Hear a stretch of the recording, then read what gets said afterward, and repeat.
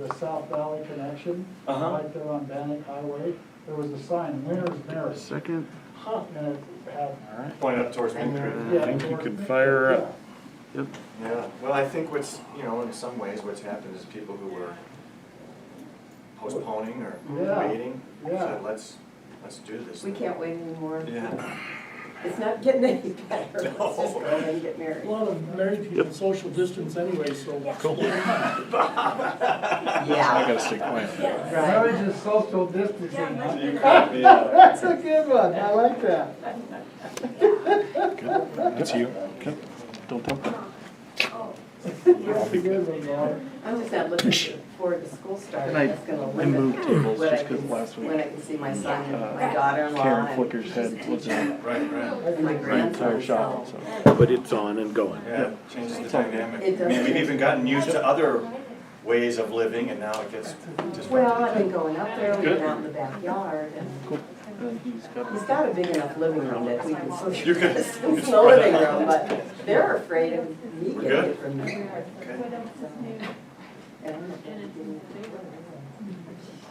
Good morning, and we're going to continue our discussion on life groups.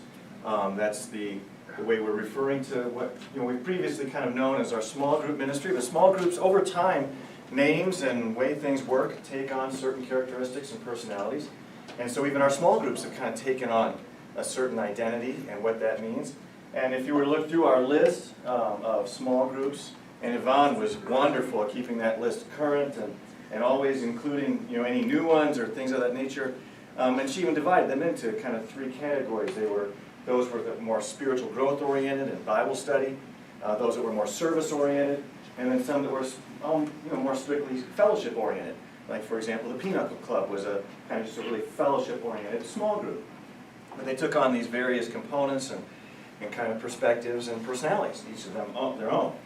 And what we're seeking to identify and do now is, as Pastor Dinger mentioned last week, elevate what we're doing with these small groups and really to a point where we are doing life together. And so sure, a group could get together and do a Bible study and then never interact anymore out of that environment. Or you got together and played cards, or you did a service project, maybe cleaned up somebody's yard, or whatever the case may be. But what we're hoping to do is, as we look at life groups, and recognizing that what we have before us now is more ministry opportunities, and how can we really serve people in these times and these days. One of the phrases that's it's just kind of tucked away in the Old Testament there, and this is a little bit of a paraphrase, but it's talking about King David, and it says, "And King David served his people in his days, in his time." And kind of, I think, as I understand it, is really kind of emphasizing that King David was called by God to serve in those days, in those times, and those people, certain ways, and it's different in different times. And even what we have now is certainly different times. And therefore, looking for more ministry opportunities, not less, right? Not retracting or withdrawing from ministry, but seeking how can we be more engaged in ministry, more engaged in people's lives, more engaged in the study of the Scriptures, more engaged. And so that's what today is really all about, is engagement. How can we engage more? More deeply with Christ, more deeply with the Word, more deeply with one another, more deeply in service opportunities. How can we engage more? And Pastor Dinger spoke quite a bit last week about safety. If it's a three-pronged approach that we're talking about right now with life groups, safety is a significant component, a significant prong. The other ones would be engagement, that's what we're looking at today, and then we'll look at community next week and what it means to belong. But if you're familiar with this, it's Abraham Maslow's hierarchy of needs. And just a couple of things, I'm going to explain why I'm actually describing it from this perspective today, is Maslow had a unique ability to observe what was happening in people and people's lives. And as he continued to work, and really one of his guiding principles was how can we, ironically, based on today's message and the beacons of hope and Jesus Christ as the servant leader, being one who brings hope to the nations, Maslow was looking for ways to find some hope there was so much pain and suffering and where there was obstacles in people's lives. And he's like, so how can we move forward? Where can we find some opportunity for freedom? And ultimately at the top here, what he has referred to as self-actualization is this idea of setting people free. Setting them free to reach their full potential. Now I'm going to use this pyramid to talk about life groups because I think life groups address all five. You know, Maslow was saying from just a real pragmatic and strategic point of view, I'm going to walk through this briefly, if people's physiological needs are met, things like food, water, shelter, clothing, those kinds of basic needs, then they can move on to the next level.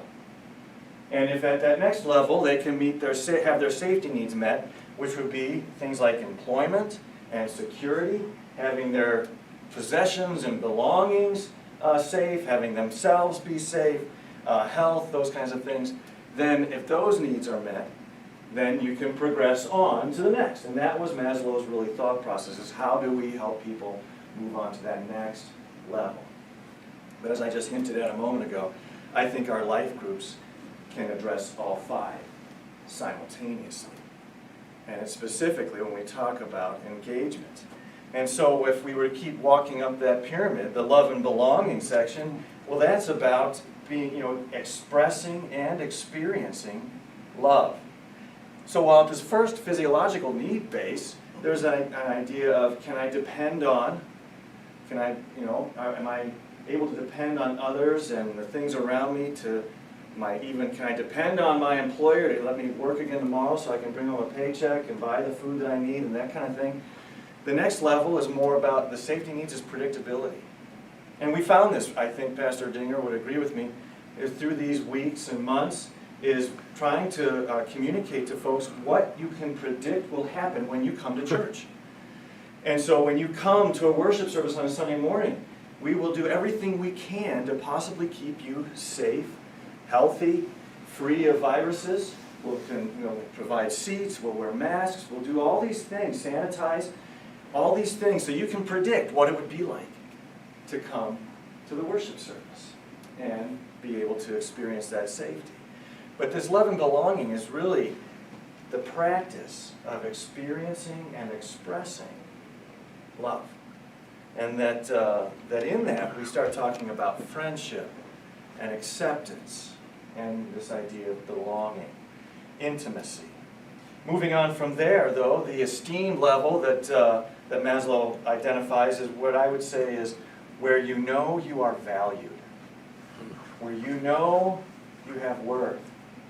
And this is one of the key components where Maslow and I would disagree significantly, is he would call it self-esteem, and say it's when you value yourself.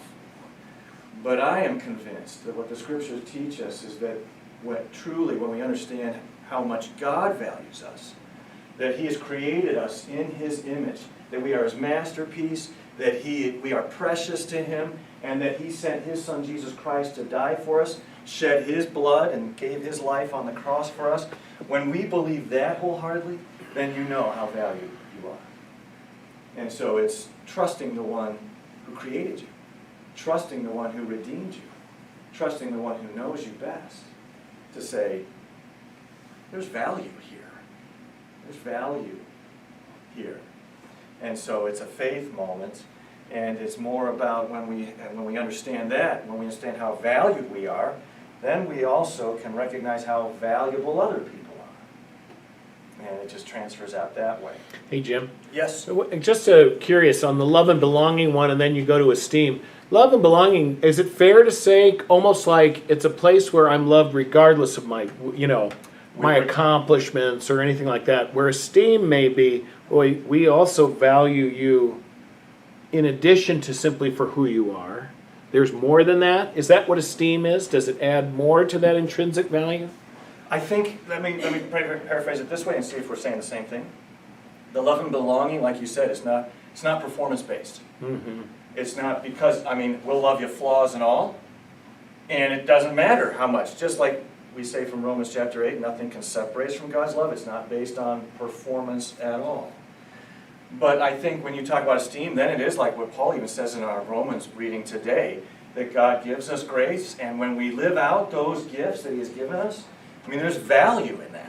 And that brings value to the body then as well. And so there is probably more, for lack of a better way to say it, I don't mean to be crass, but probably a little bit more performance to it. The love and belonging, that is completely performance-free. Just expressed and experienced, believed and trusted, received. The esteem, that's when there's obviously starting to be this working together. And so you can see how life groups are a big part of this. And why Maslow would say that if you aren't experiencing love, you can't move on to experiencing that value and contributing and that kind of thing. That's why he would place them in a hierarchy, saying one has to come before the next. You know, Teresa? Not really even performance-based, but more of functioning as a body. When our arm does what it's supposed to do, we don't congratulate it. But we sure value it. Right, we value it, but it's really not based on its performance, it's based on what it's created to do. And so that would, the esteem level would be more of functioning as that every part of the body. And missing it if it's not there, missing it if it's not functioning as a body, but not necessarily basing it on its performance as No, I a body appreciate that. part. Really, that's Yeah, great. that's helpful. Yeah. That's good. So, And that helps. Again, it is truly recognizing the value of it, receiving benefit from it, and missing it when it's not there. That's a life group. That's a life group moment. Right? And then this last one, as again Maslow would call it self-actualization, he even describes it as where it's not about yourself anymore. That's kind of an irony in that it's called self-actualization, but it's where you're free to reach the full potential, and again, from our understanding, the scriptural perspective, it would be to reach your full potential in Jesus Christ. That God has created you, again from Ephesians chapter 2, verse 10, you are His masterpiece, and He has created you to do good works in Christ. And so this is when we are living out Christ in us. Galatians chapter 2, when Paul says, this life I now live in the body, I live by faith in the one who saved me and gave His life for me and loves me. So that's this full potential idea. And so engagement at all 5 levels is what I believe life groups are really to be characterized by and what they're all about. Because when there's engagement, then there's this opportunity to go deep and wide. Dig deeper and broad and wider in multiple experiences. And it's based on these fundamental principles, I think. When these are present in life groups, the relationships and the people that are members of these life groups, there will be people making promises and keeping those promises to one another. And it may be as significant and forthright as saying, when you come, you can predict that we're going to welcome you, and we're going to provide this for you, and it will be an experience somewhat like this, something you can predict. And we're going to provide opportunities where you will experience love and acceptance. And so we can make those kind of promises to one another. And then, along with that, then it builds trust. Trust among the members of that life group. So that when you have something you want to share with someone, you know, it's real, because now you've shared it with people who are engaged in your life. And you want to hear what's happening in other people's lives. And you want to be in a place where you know it's safe to talk about things that you're contemplating or praying about or experiencing. You want to know that it's in a place where you can be confident people will give to you according to your needs, and you can give to them according to their needs. And so there's an opportunity to trust. And then with that comes a kind of I've been hinting at this already, but kind of a reciprocity. When we truly engage with each other, then there's reciprocity. John says, this is what love is, not that we love God first, but that He loved us. And then Jesus says, so love God in response to His love for you. And so it's a reciprocity that can happen with this kind of engagement. What I'm talking about here is when these 3 are present, promises and trust and reciprocity, then it creates a special kind of environment.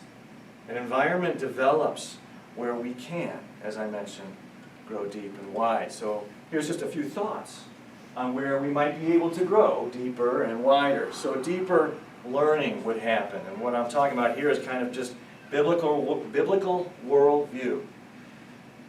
Again, you'll hear in our scripture reading, if you were already here at 8:30, or you'll hear at 11, that in Romans 12, right, we offer our lives as living sacrifices in response to God's great mercy. And then, instead of being conformed to the world around us, we're transformed. And that changes the way we think. Paul says, by the renewing of your mind, you'll be transformed. And what happens when we engage in these life groups is it will transform our thoughts, our beliefs, the way we live, the words we use, the actions we choose. I mean, it's going to transform us when we engage in something like this. So this is kind of a, not only is it on one hand, I'm kind of trying to predict what will happen in these life groups. I guess it's also a cautionary note that if you engage in these life groups, you will be transformed in your thinking and your living and your feeling and how you interact with one another, decisions we make. So biblical worldview would be a deeper learning experience. And then we'll also have a wider relevance. When Jesus talks about showing mercy and he tells the story about the man on his way to Jericho and he's robbed and beaten half dead and things of that nature, it's in response to the man saying, "Who's my neighbor?" And I think when we engage in life groups like this, there's going to be a wider relevance, and it will be a question of, who's my neighbor? Who can I now show mercy to that I've received mercy? Who can I show love to now that I've received love? Who can I, and there will be a broader relevance in our communities, and a broader relevance in our families, and a broader relevance simply because we have engaged in a life group that has helped us see that. And it maybe even answer that question, who is my neighbor that needs mercy? I think it will provide for deeper connections. And I've already talked about this when we're going through our hierarchy, but it's about intimacy with one another. When we start living life together, it creates deeper connections. And so therefore we will experience a greater love and accept. It just becomes compounding then, this intimacy that we can experience. But I think it also provides for wider integration. If I go back to the deeper connections for a moment, I'm going to contrast these two. So many relationships in our culture, and especially in current context, right, when we talk about more ministry opportunities because of a pandemic and the way culture is operating right now, relationships are becoming more superficial and people are becoming more isolated day after day. Teresa was telling me that she read an article just recently about people in care facilities, elderly people in care facilities, are now being diagnosed with failure to thrive. Really? Just like infants, the failure to thrive because some have not been touched or received love in months. And so our relationships are becoming more superficial and distant. Well, what are we going to do? And life groups are a way of not only being more intimate, deeper in the relationships we have, but then also broadening those. Well, Jim, forgive me, that's a great observation, because some of it is by choice and some is not by choice. And that's where I think our voice, we especially want to say is, if you have a choice in particular, we'd love you to choose this to avoid some of those pitfalls that our circumstances can present. Thank you. And sometimes those pitfalls sneak up on us. Yeah. They sneak up on us. And all of a sudden, like, how did we get here? We didn't see that coming. And I think that would be true. I've been in a care facility, didn't see that coming. But now it's a need. And then also we have a deeper dive. This is really directed specifically at a deeper dive into Christ, a deeper dive into His Word, a deeper dive into praying and communicating with Jesus Christ, our King, our Redeemer, our Savior, our Rock, our Servant. Deeper dive into Christ Himself. Jesus Christ repeatedly invited His followers deeper into Himself. And with, I think, engagement in life groups, that's a significant outcome. And then the last thing I'll mention in this kind of topic is a wider application. So what do we do with the other 111 hours that we're awake during the week? 168 hours in a week, we sleep a certain amount of them, And then if we're in church for 1 hour or 1 hour and 15 minutes, if the preacher goes long. That would be you. Yeah, okay. What do we do with the other 111 hours that week? And so if we engage in a life group, maybe that's a 2-hour group meeting a week, but now it's still the intent is really the life group says, how do we widen the application of God's Word in our lives, in our relationships, in our decision making, in everything we think and say and do. And so wider application in the other 111 hours. So here's some thoughts on engagement. Engagement does not automatically result in discipleship. So any examples of things that you typically or regularly engage in? Activities or things, what do you engage in?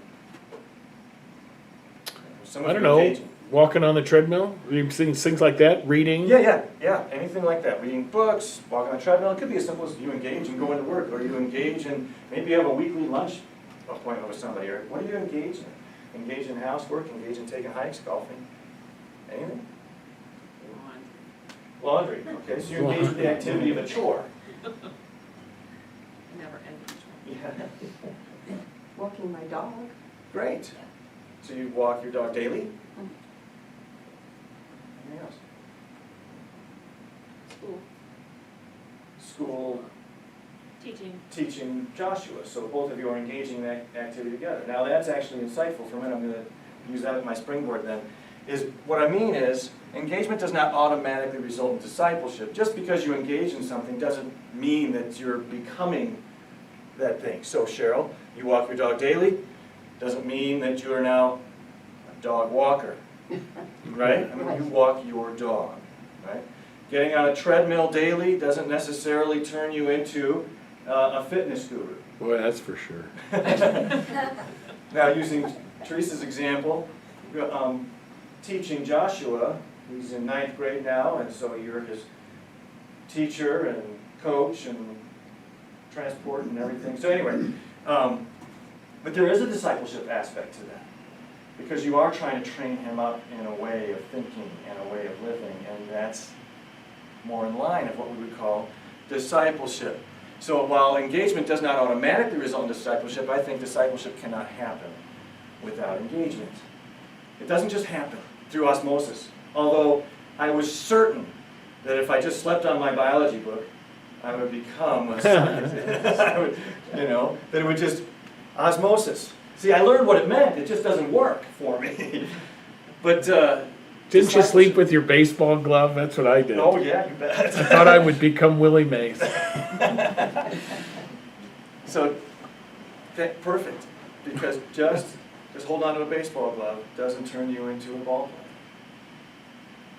So automatic, engagement in things. We can engage in all kinds of things in this life. And that's really my point, is we do.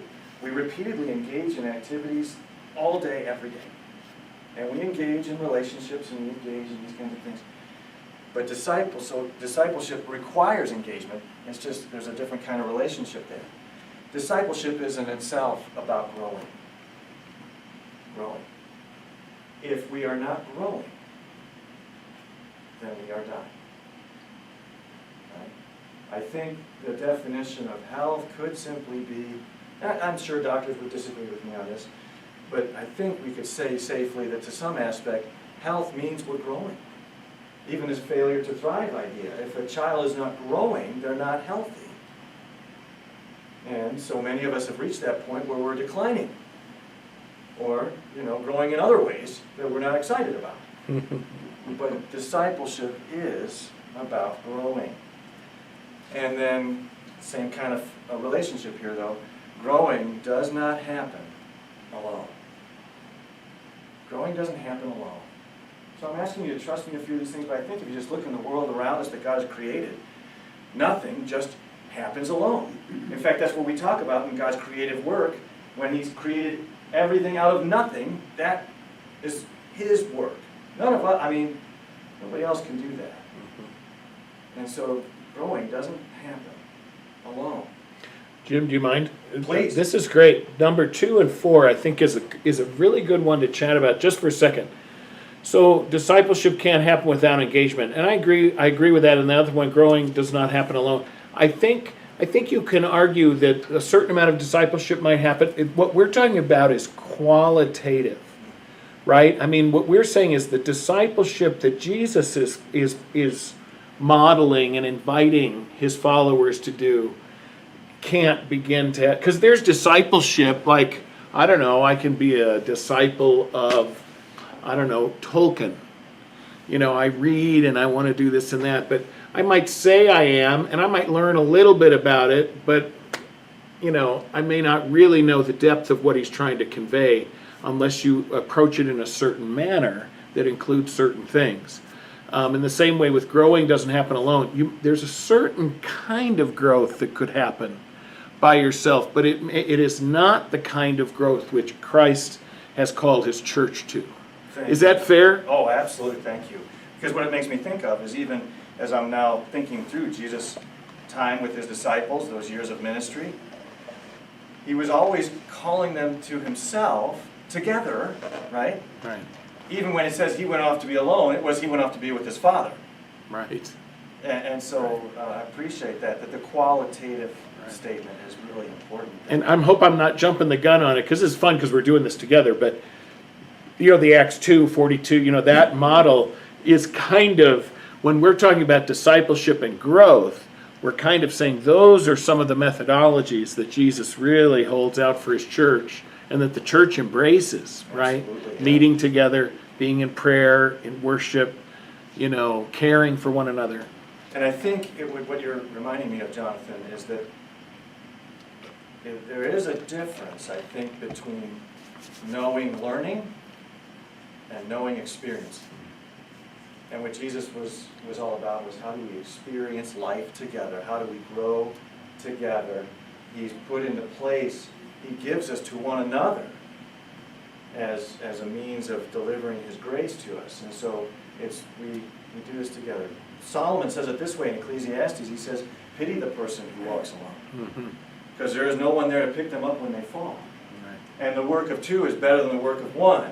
And when one is going to be cold, two together will stay warm. And so again, I think, echoing even what Jonathan said, especially about the Acts 2, the early church, they spent time together continually and growing. And so thank you for emphasizing that, Jonathan. As we continue then talking about engagement, being a disciple is not about following a list of rules. It's not how we define discipleship. It's not just a task list or a job set, description, or a list of do's and don'ts. It is following a person. So being a disciple is not about asking, and it's certainly not about asking Jesus to follow us, which Pastor Ding has been emphasizing in some of the sermon last week and this week. Is it's not, here, this is what I want to do, God, hope you bless it, and give me your stamp of approval on my plan. But it's about us following him, where he may lead. And that gets uncomfortable. And that gets overwhelming. And a little bit discombobulating at times. And so, being a disciple, this is what Jesus says to the disciple. He's got the whole crowd around him. And one says, well, I'll follow you. And Jesus says, well, where I'm going, there's really uncertainty. There's not even any safety being met, because foxes have holes and birds have nests, but I don't even have a place to lay my head down. So some of your safety needs and physiological needs may, right? Or then he says the next one, come follow me. Well, let me say goodbye to my family first, or bury my dad, bury my father. Jesus says, either you follow me or you don't. But I'm going somewhere. And that's discipleship, I think, and engaging in that with one another. Well, then there's hope and peace and joy and companionship in the journey. And Jesus longs for us to experience that with one another. And rather than saying, well, it's just me and Jesus, I'm just going to follow Jesus, is we do this together. And then Jesus does not stand in a far-off place and demand that we get our act together. Rather, he invades our lives and invites us to live life larger than we have previously known. This is consistent with how Jesus engages with us, because it's incarnational. Jesus doesn't stand off in the distance and say, hey, come over me. Hope you can find your way, but make sure you got your act together before you show up. He comes to us and he interrupts our lives. And in fact, sometimes it probably feels like he invades our lives. And it's when we're in life groups, two really profound things will happen. As one, God will sometimes invade our lives because of that life group, or through that life group, in the context of that life group. And then also give us encouragement and support and guidance in that life group. And so it's a both and from my perspective. It could be because you're engaged in that life group that you know, Christ finds a way to interrupt your life. But then it's also because you're in that life group that he provides support for you as well. And so things to think about. So we're going to move into our small group activity here this morning with an icebreaker. And so what are some practical examples of what it could look like to follow Jesus? Any ideas? What would a practical example be of following Jesus as a disciple? Reading the Bible. Right, that would be one practice. Finding out what Jesus has to say. Yeah. We did that last year. I was just looking at some of my notes this morning. This time last year, we were just getting ready to do the Red Letter Challenge. Yeah, that's right. And we were embarking on that. And it was to help people be in Jesus' words every day. And we did it together. You didn't have to. And we emphasized that too. I mean, you don't have to do it in a group, but we provided groups, and it was really, really effective for those who said, yeah, I want to be in a group. Any other? Right on. Following the same example as Jesus, right? To pray often, but then also that's part of the relationship. And not only communicating with God, but being quiet long enough for God to speak to us in that still, gentle whisper. Helping others. These are all practical things we can do daily, right? And sometimes it's saying, God, who do you want me to serve today? Who do you want me to who's going to receive your love today? And give me those opportunities to do that. Stephen Dinelli likes to call them divine appointments. Yeah. Yeah. Any other practical examples of what it could look like to follow Jesus? Because all three of these so far. And then you broaden out from there. I mean, serving in multiple ways, reading the scriptures, studying the scriptures. Those also could be done alone, but also with others. Praying done alone with others. I mean, it's all kinds of, how it happens can really explode for what it might look like.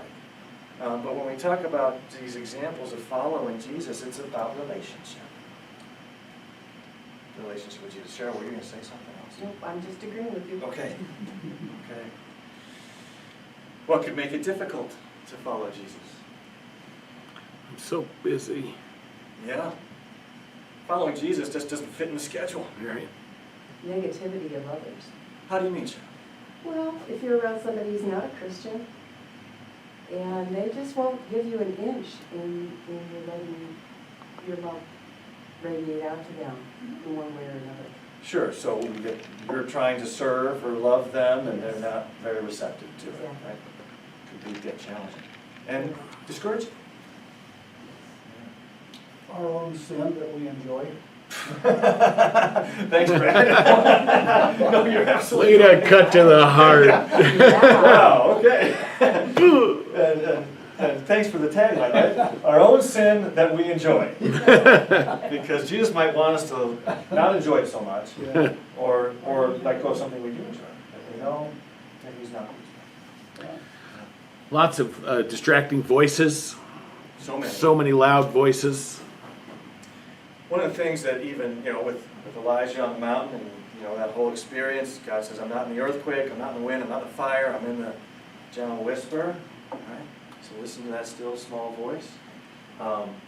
And even when I look at Jesus' life again in his ministry, he didn't compete with the other voices. Correct me, Jonathan, if you see it differently, but if voices were loud, he didn't try and get louder. Right. And so discipleship is listening. And so it's hard to listen sometimes, especially when there's so many other voices to listen. Comparison, not feeling like we have the qualifications or that we won't do it as well as somebody else did, or Yeah, those are easy. So then we look at ourselves, we make an evaluative statement, don't get involved. That leads to fear. Right. Comparison cripples. Yeah, and then fear is a big part of that. Or just fear in what Jesus might be asking us to do, right? I think the disciples saw that. Even when Jesus says, you're going to feed these 15,000 people. Who? Us? So following Jesus has its inconveniences or its anxious moments. You don't really have to rely on him. I think being judgmental, I could help that person over there, but I know if I help them out, they're just gonna throw it away. Yeah. Gonna take my contribution, use it to buy beer or whatever. Jesus did not come into the world to judge in the world. Came to seek and to save that which was lost. So that when we're standing in heaven, we can look around and see a whole lot of faces. A lot of faces. But that's part of this discipleship idea, is adopting what Jesus' desires and what his perspective on people is. Can we look at one another and everyone, the cashier at Fred Meyer, and this is interesting, right? I mean, I didn't mean it. But now, since all we can see are people's eyes, for the most part, can you look into their eyes and say, Jesus died for you. You are God's created masterpiece. And Jesus gave his life for you, so that you will be in eternity with him and the rest of us. Can we do that? I think, Bob, that's what you're leading us to, isn't it? What could help overcome or remove these obstacles that we've identified? Trust Right? Trusting, Jesus. yes. And? Gratitude, being grateful how we've been cared for. Certainly. When we are truly thankful. I mean, that's one of the things that, I was telling Teresa the other day, I've read the Psalms a bunch of times, right? But as we've been going through and developing these, morning devotionals on the Psalms, I'm just struck with how often, regardless of the circumstances, the psalmist says, but we have a lot to be grateful for. And so that's a tremendous way of overcoming some of these obstacles. When you know what Christ's obstacles he overcame for us, and trust that, as you pointed out, Cheryl, he'll also help us overcome obstacles to love and serve others, even when they don't want to receive it. Now, the kind of the idea I'm driving at here, right, is if you're engaged in a life group and you are seeking to follow Jesus with one another, you're going to bump into some difficult moments.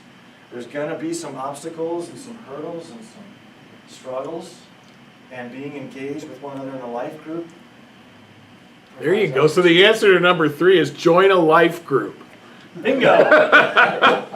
I get it now. Move on now. I don't want to do it on time. Okay. So this is our passage for our study for digging deeper today. When he had finished speaking, he said to Simon, put out into deep water. I'm sure you're very familiar with this situation in the gospel. So Jesus is now going to sit in Peter's boat and speak to the people on the shore, and then he's going to tell them to go fishing. So when he had finished speaking, he said to Simon, put into the deep water and let down the nets for a catch. And Simon answered, Master, we've worked hard all night and haven't caught anything. Sounds like an excuse. This is difficult. Jesus, what you're asking me to do is going to be difficult. It doesn't make sense to me. But because you say so, I will let down the nets. So that's the first step of discipleship. Trusting that what Jesus is saying, he wants us to do, regardless of the outcome. Because that's how so many of us are wired. Is, well, what's the outcome going to be? And that'll determine what I do now. And Peter says, I think the outcome's going to be poor. I think this is a waste of time, Jesus. It's not going to work. But because you said so, I will. When they had done so, they caught such a large number of fish that their nets began to break. So they signaled their partners, life group, signaled their partners in the other boat to come and help them. And they came and filled both boats so full they began to sink. When Simon Peter saw this, he fell at Jesus' knees and said, go away from me, Lord. I am a sinful man. Almost sounds humble. Right? Almost sounds humble. But again, I see this from my perspective anyway, is Peter is saying, I don't want to engage. Jesus has invaded his life. He has interrupted more than just his morning nap and mending the nets. He has stepped into Peter's life in such a significant way, and now Peter's saying, I don't want this. Go away from me. I'm a sinful man. Well, it's almost like Brad's comment. Yeah, very similar. You know, my sin, I'm a sinner. Yeah. And so for one reason or another, Peter's saying, you know, and whether it is, I want to keep my sin that I enjoy, or I'm unworthy, or I can't do what I think you're going to want me to do, or, you know, even going back to our whole hierarchy that we started with in the beginning. Peter could have excuses on any one of those levels and say, I'm not going to engage. Well, at the same time, you need to consider Peter's circumstances. This is his profession. This is probably the biggest success he has ever had in his entire life, and he is afraid to walk away from this monumental success and leave what, you know, has been his lifetime goal, really. Sure, and now you address two sides of the coin, Bob. There's one, this great success. No, I'm going to stay here now and keep doing this. This is great. Maybe I'll have more success like this tomorrow. This is my life. On the other hand, he could also be thinking, and I don't think Peter knows exactly what Jesus is going to ask him for next yet, but he's probably thinking, well, now all of a sudden I have some physiological needs met, and I've got some safety and security. Think about the nets and the boats I could buy with just this load of fish. Things are looking up. But isn't it almost schizophrenic? I mean, Bob, it's so interesting. Go away from me. I would think his human tendency is, can we put you on retainer? You know? I mean, it's a really interesting moment. On the one hand, it's this tremendous success. Let me live in that moment. But on the other hand, it's what caused that success reveals my brokenness. It's a really, isn't that the way of it? Sin and grace, saint Spirit and sinner. And flesh. Yep, saint and sinner. I mean, Which is an obstacle, if we go back to the other slide from it, that would be an obstacle to following Jesus, right? Is our sinner sin? Paul in Romans 7 says, you know, I do the things I don't want to do, and I don't do the things I know I should do. And later on he says, you know, it's this constant war, is the word he uses, war between the spirit and flesh within you. See, if, you know, this is only going to be heightened in discipleship, that wrestling match. We become more aware of it all the time. And so I think Peter is wrestling here. He says, for he and all his companions were astonished at the catch of fish they had taken, and so were James and John, the sons of Zebedee, Simon's partner. Then Jesus said to Simon, don't be afraid. And see, this is where Peter was. Peter was afraid. Jesus knew what he was experiencing, all that was happening, and Peter was afraid. He says, don't be afraid. From now on, you will fish for people. Oh, that helps. Well, you just told me not to be afraid, and now you up the ante, so to speak. I mean, now you just raised, now we're going to fish for people. Fishing for fish, I wasn't even good at that, but now. I was thinking at the same time, Jesus has just finished speaking to a large crowd of people. This thing happens to James, John, and Peter, and Christ is directly addressing them.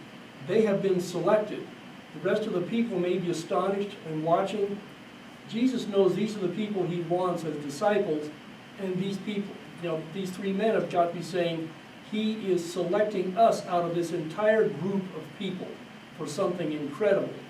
Being chosen carries with it, I mean, you know, we talk about this as illustrations all the time, you know. When you were a kid on the playground, if you weren't chosen first, or if you were chosen, you know, that speaks, we always use that to talk about acceptance and belonging, and you're chosen. You are chosen as God's people, right? And I wonder, Bob, I mean, this is totally speculative, what I'm going to say next, but I wonder, as Jesus turns to Peter and says, hey, let's go out to the deep water, I'm guessing the people on the seashore dispersed. They thought, oh, it's over. For the most part, that's my speculation, is now they have gone out into the deep water. They are away. And that's where it happens, this choosing, this moment. He has taken Peter and he has a captive audience. What's Peter going to do? And so, captive audience, he has stepped into Peter's boat. And then, as you pointed out, he taught from Peter's boat. Peter, what's he going to do? If he nods off, how embarrassing is that? And then they go out into the deep water together. Trust. And he says, we're doing this thing here. So Peter, you're going to be terrified, but I'm going to tell you not to be afraid. What we're doing next is engagement. Engagement in discipleship. So they pulled their boats up on shore, left everything and followed him. Went together. Did this thing, following Jesus together. Well, Jim, the comment too, I find this interesting. Don't be afraid, from now on you will fish for people. And I really like your comment on, oh, great. But you know what I think in large part, and this is true I think for many of us as we walk along, is what do you mean? I mean, what does that mean? Yeah, we read it today like, well, of course Peter knew what that meant. Yeah, yeah. Yeah. Because I think Jesus does that a lot with us. You know, like if he says, love your enemy. Okay, what do you mean? Does that mean we ignore what they're doing? Does it mean that we just are a doormat? Does it mean that we, what does that mean? And so forth, different things. And that's why being engaged in this manner, not as a one-time dump, and this is, I think, is sometimes a hard thing for Christians. Sometimes it's like, okay, I went to church and I got my, okay, now I'm good for the rest of the week. That kind of thing. Or once a month, or whatever it ends up being. But Jesus is constantly fleshing that out, and what that looks like. And even, what does that mean? And then, how is it done? Mm-hmm. Cheryl's comment earlier. What does this mean to love your enemy? And what does that look like? How's it done? 5 minutes? Thanks. Well, then we're to some relevant application. Because this is all part of our life group kind of design, is we do some icebreakers, we do some study in God's Word, and then we say, so what does this mean? How does this look in our lives? So since Jesus wants you to be his disciple, and I think that goes back to what Bob was saying already, you're chosen by Jesus to be his disciple. That's fourth tier on the hierarchy of needs. I mean, you are valued and chosen. So how is he interrupting your life? Mm-hmm. How is he? This means, do we believe that he is interrupting your life? As we just kind of... Sometimes pastors get calls. Yeah, sometimes we do. But this is true for all of us. As disciples, followers of Jesus, he's interrupting our lives. So how is he? He interrupted Peter's life. Thank God. When has your faith been tested? See, Peter, even in this conversation with Jesus says, don't be afraid. The unspoken is trust me. Don't be afraid, but trust me. And I guess with this then now, since Jesus is he's choosing you as a disciple, he's interrupting your life, your faith will be tested. How do you feel about this? How do you feel about Jesus? I know I'm not giving you time typically we would really engage in a conversation here, but since now I have 3 minutes, these are just examples. And then we talk about how is this, Jesus Christ continually being incarnational in his approach to his relationship with mankind. And then what have been your responses in the past to Jesus? Now you see what I'm doing here. Change it from interruptions to invitations. Because that's exactly what Jesus did with Peter. He interrupted his life, and then he invited him. He says, from now on, you'll be fishing from people. So come with me. Leave your nets, come with me. And if Jesus invited you to, for example, attend, assist, host, lead a life group, what would you do? Maybe Jesus is interrupting your life that way as well. So, Father in heaven, we thank you so very much for the gifts you give and the faith you provide for us to receive. And so, Lord, even now, we thank you for the truth that we are so dear to you, so precious to you, that you sent your Son, Jesus Christ, into this world to bear our burdens, to take our sin upon himself, to give us life, forgiveness, and eternal life with you. So, Father, help us now to engage in life with you and one another for the glory of Christ and in his name. Amen. Hey, your dear wife had a comment. We're still streaming. It's all good. I was just going to say that sometimes all 4 and more of those happen in your life group. Jesus interrupts you in that life group. by either somebody else's faith, somebody else's Need? question, somebody else's need, and then testing my faith by living life together in that group, and what is my response, and you know, my fellow brothers and sisters, what is their response, and how do we do this together? And if you just, some of that happens in your life group, thinking, I mean, you might show up with everything comfortable, and you're like thinking that it's not being interrupted, and then because of the relationships in that life group, God, you know, He gets in your boat, and you're like, I don't know that I want you in my boat. You know? No, it reminds me even of this, you know, the man who was paralyzed laying on a mat and his friends lower him through the roof to be in front of Jesus. Life groups are those people in people's lives. Certainly can be. Certainly can be. So, thank you.